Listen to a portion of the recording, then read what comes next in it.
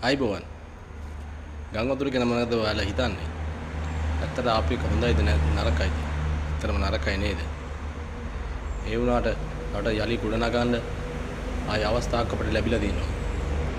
මොකද ජනාධිපතිතුමා කියලා තියෙනවා අඩි 5000ට වඩා උස ප්‍රදේශවල අනවසර ඉදිකිරීම් කරන්න දෙන්නේ නැහැ කියලා. ඇත්තටම මේක හොඳ වැඩපිළිවෙලක්.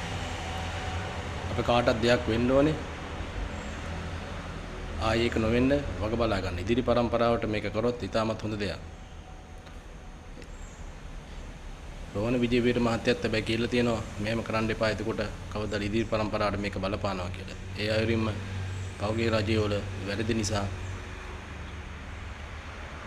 අද අපිට මේක නරක විපාක භුක්ති විඳින්න වෙලා තියෙනවා නේද?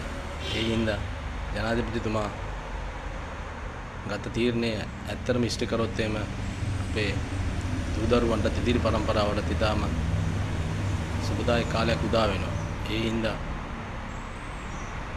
හැමදේම වෙන්නේ හොඳයි කියලා හිතලා